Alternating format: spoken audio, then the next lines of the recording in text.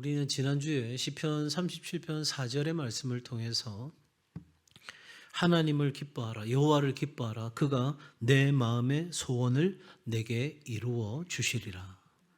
아멘이십니까? 여호와를 기뻐하라. 하나님을 기뻐하는 것은 선택이 아니에요. 하나님이 나에게 무슨 선물을 주셔서 참 좋아. 하나님이 나를 이렇게 인도해 주셔서 참 기뻐. 하나님이 내 필요를 아셔서 어떻게 이렇게 안성맞춤으로 주시는지 너무너무 좋아. 이게 아니고 내 생각과 달라도, 내 방식과 달라도, 내가 원하는 것이 내게 주어지지 않아도 뭐부터 하라고요? 하나님을 기뻐하라.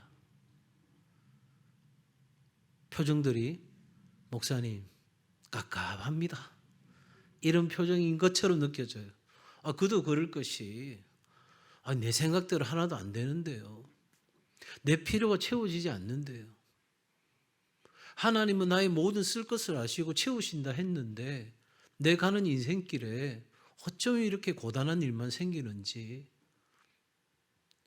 여호와를 기뻐하는 것이 아니라 여호와를 원망하고 하나님을 향해 불평하고 하나님이 어디 계시냐고 소리치고 싶은데 목사님 하나님을 기뻐하라? 아이고 저는 지금 상황에서는 도무지 안 됩니다. 그럼에도 불구하고 하나님은 뭐하라고 하셨다고요? 기뻐하라. 여호와를 하나님을 기뻐하라. 이건 선택이 아니고 명령이에요. 우리의 상황과 우리의 감정과 우리의 어떤 지식과 경험과 상관없이 내가 하나님을 믿는다면, 내가 하나님을 인정한다면, 내가 하나님께 의뢰한다면, 하나님이 나를 위하여 하시는 모든 일은 선하다고 믿는다면, 하나님은 지금도 살아계셔서 나와 함께 하시고 나를 위해 쉬지 않고 여전히 일하고 계시는 그런 하나님이심을 믿는다면 나의 상황, 나의 감정, 나의 지식, 나의 경험, 나의 바람 이 모든 것을 뛰어넘어서 하나님을 뭐하라? 기뻐하라. 같이 합시다. 하나님을 기뻐하라. 기뻐하라. 이렇게 우리가 하나님을 기뻐할 때 얼마나 하나님이 감동을 받으시는지 우리의 마음의 소원을 이루어 주신다는 거예요. 우리 자꾸 이걸 거꾸로 가고 싶은 거죠. 마음의 소원을 이루어 주시면 하나님 얼마나 좋아요. 그럼 제가 덩실덩실 춤을 추고 할렐루야 하면서 날마다 그렇게 살 텐데, 그런데 하나님은 딱 믿음의 법칙을 세우셨어요. 하나님을 기뻐하라. 그리하면 하나님의 완벽한 타이밍에, 하나님의 정확한 시간에 너의 마음의 소원을 어떻게 해주신다고요? 이루어 주신다. 그래서 제가 지난주에 그러면 하나님을 기뻐한다는 게 뭡니까? 라고 했을 때 그건 다름 아닌 하나님을 신뢰한다. 우리가 신뢰하는 의사에게 내 아픈 것을 이것저것 말하고 그래서 의뢰하듯이, 그래서 의사가 주는 처방전 그 약을 먹고 그 주사를 맞고 그렇게 의사가 우리에게 하라고 하는 대로 내가 적용하고 살아가듯이 내가 하나님을 신뢰하는 것, 이것이 바로 하나님을 기뻐하는 거다. 믿으니까 하나님께 나아가고 하나님께 나아가니 그 믿음을 보시고 하나님은 기뻐하시는 거죠. 그렇게 우리가 하나님을 신뢰할 때 우리의 마음에 평안과 기쁨이 있다고 말씀드렸습니다. 우리가 살아가는 세상은 불안합니다. 그렇죠? 무슨 일이 어떻게 있을지 몰라요. 그런 불안하고 불안전한 세상에 살아가는 우리. 그래서 날마다 우리는 그 불안을 어떻게든 상쇄시키려고 노력하죠. 가장 많이 애쓰는 게 뭐예요?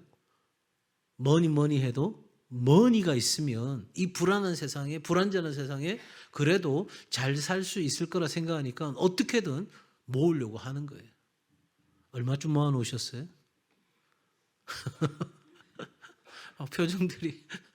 예. 어제 집사람이 저녁에 남동생하고 통화하더니 자러 갔거든요, 분명히. 자다가 통화하다가 갑자기 일어나서 나오더니 동생이 돈을 많이 모았대요. 집도 사고 뭐 이렇게 뭐 해놨다고 막 그러면서 우리는 뭐냐고 그걸 묻더라고 저한테. 우리는 하나님 나라 집이 있다고. 우리 아버지가 부자라고 내가. 그래도 별로 잠이 안 오는가 봐요.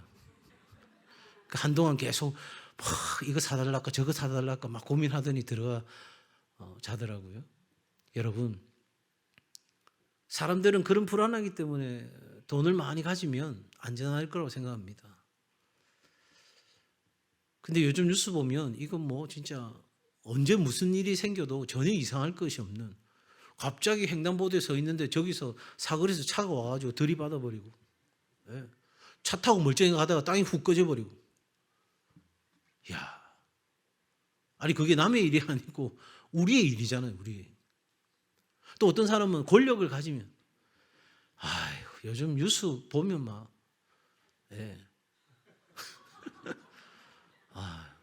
뭐 명씨, 강씨, 뭐 하여튼 여러 성을 가지신 분들이 막 정신이 하나도 없어요. 여러분, 이러한 불안전한 세상 속에서 사람들은 믿을 만한 거리를 찾아요. 남들은 다 그래 사니까 그렇게 살면 안전할 거라고 생각하는데, 사실은 조금만 한꺼풀 벗겨보면 그게 결코 우리의 안정감을 가져다 줄 수 없다는 걸 알죠. 그런데도 자신을 속이고 스스로 그렇게 살아가는 거예요. 아니야. 남들 다 그래 살잖아. 그렇게 사는 거야. 그런데 성경 분명히 말합니다. 우리의 염려, 근심, 걱정, 불안, 두려움, 우리의 앞날, 이 모든 것 누구에게 맡기라고요? 누구에게 맡기라고요? 하나님께 맡기라는 거예요. 그게 믿음이라니까요. 맡기는 게 믿음이고 기다리는 게 믿음이에요. 우리한테 이게 어려운 거예요. 맡기자니 진짜일까 싶고, 기다리자니 깝깝하고. 그러니까 맡기는 것도 안 되고 기다리는 것도 안 되니까 우리 신앙이 어중이 떠중이가 되는 거예요. 그러니 하나님의 역사를 볼 수가 없는 거예요. 맡겨서 하나님이 일 좀 하려니까 또 지가 가지고 가버리네. 오늘 이 저녁에도 와서 막 뜨겁게 주여 맡깁니다 막 하더니 문 열고 가면서 걱정 한 보따리 다 안고 죽겠다 이러면서 간단 말이에요. 그럼 하나님 언제 그걸 맡아서 처리하시겠어요? 그래 좀 기다리면 좋겠는데 그것도 또 못 기다려가지고 내가 이 방법도 썼다가, 여러분 믿음의 조상인 아브라함이 그랬잖아요.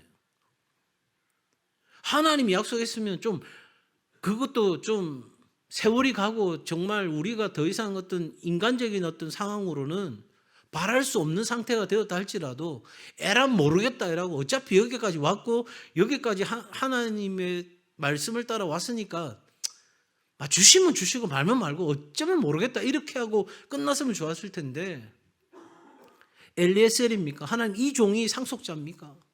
그리고 결국은 하갈을 통해서 이스마엘을 낳잖아요. 못 기다리는 거예요. 누가 못 기다렸어요? 믿음의 조상이 못 기다렸어요. 그러면 믿음의 조상인 자손은 우리는 더 못 기다리는 거죠. 네. 여러분, 하나님을 기쁘시게 하는 건 한번 따라합시다. 하나님을 신뢰하는 겁니다. 신뢰하는 겁니다. 네. 하나님을 신뢰하는 거예요. 믿는 거예요. 적어도 우리 교회 성도들은 이 믿는 것에 대해서, 신뢰하는 것에 대해서 제가 이제 세 가지 비유를 항상 들었어요. 그러니까 다른 교인들은 몰라도 우리 교인들은 믿음하면 이 세 가지 비유를 항상 떠올리셔야 돼요. 하나님을 신뢰한다는 게 뭔가? 첫 번째, 김치 국물부터 마시는 거예요. 사람들 말하죠. 김치 국물 마시지 말라고. 근데 우리는 하나님으로 인하여, 말씀으로 인하여, 하나님의 약속으로 인하여 철석같이 김치 국물부터 마시는 거예요. 믿음은 바라는 것들의 실상이잖아요. 이루어진 게 아니에요. 믿음으로 마셔버리는 거예요. 예지야, 좋은 데 갈 줄 믿고 마시는 거야. 두 번째는요, 콩 심은데 팥 난다.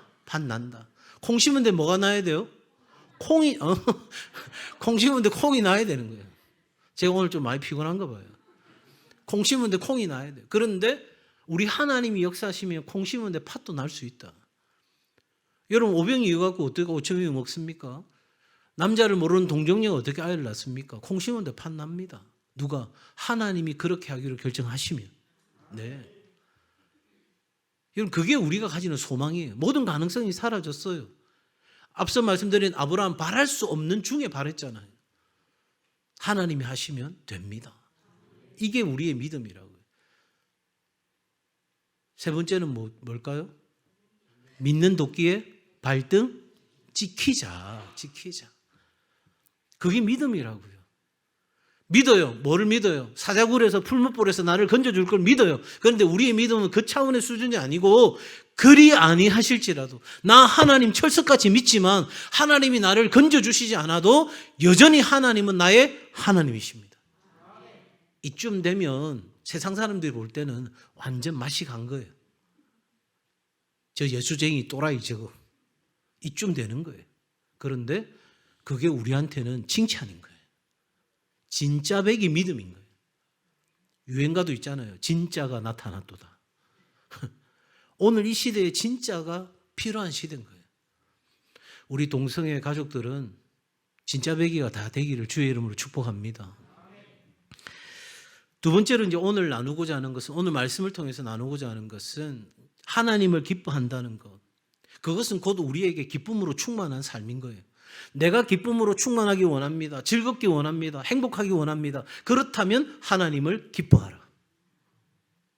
저 분명히 여러분에게 행복하고 기쁘고 즐겁고 잘 사는 길을 가르쳐 드렸어요, 지금.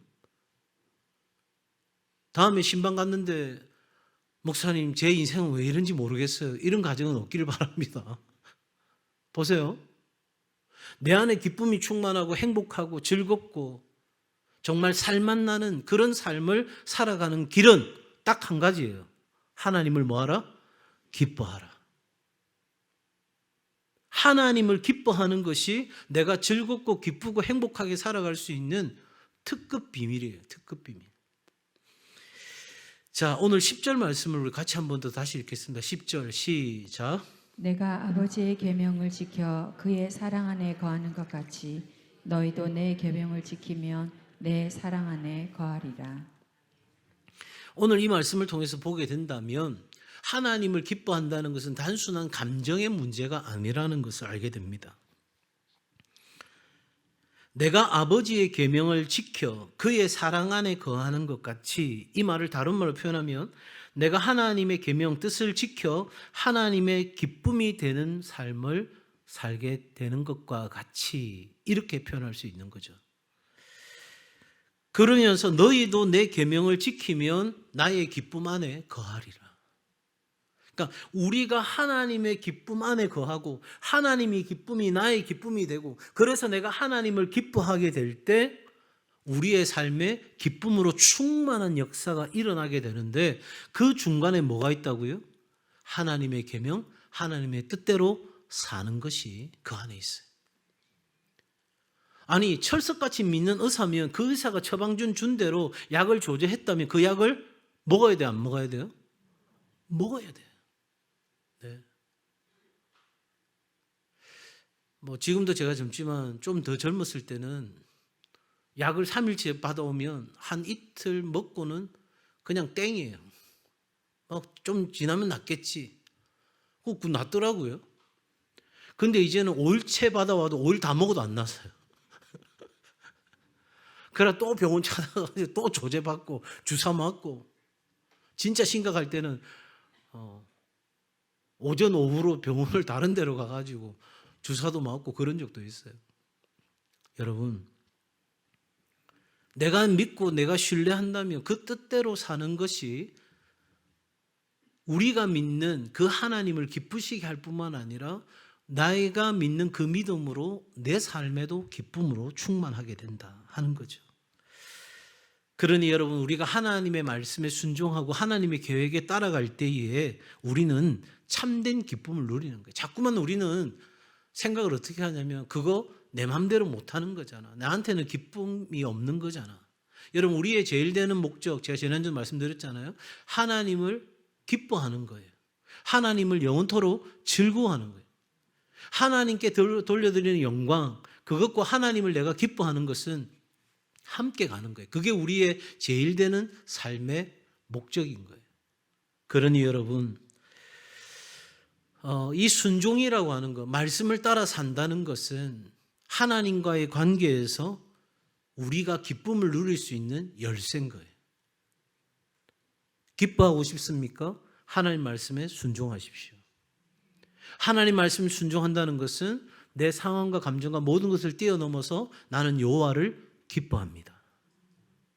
그냥 막연한 기쁨이 아니에요. 모호한 기쁨이 아니에요. 그냥 웃자 이게 아니고 여호와를 기뻐하는 거예요. 자, 시편 119편 47절인데요. 같이 한번 읽을까요? 시작. 내가 사랑하는 주의 계명들을 스스로 즐거워하며. 자, 우리 하나님을 여러분 사랑하십니까? 사랑하십니까? 자, 그렇다면 우리는 하나님의 그 계명을 또한 사랑해야 하는 거예요. 내가 사랑하는 주의 계명들을, 하나님의 뜻을, 하나님의 계획을 내가 스스로 즐거워하는 것, 이것이 바로 말씀에 순종하는 것이다. 그리고 곧 그 순종은 우리에게 기쁨을 가져다 준다. 그 기쁨이 우리에게 찾아오면 어떤 일이 일어나는가 볼까요? 빌립보서 2장 13절입니다. 빌립보서 2장 13절 같이 합니다. 시작.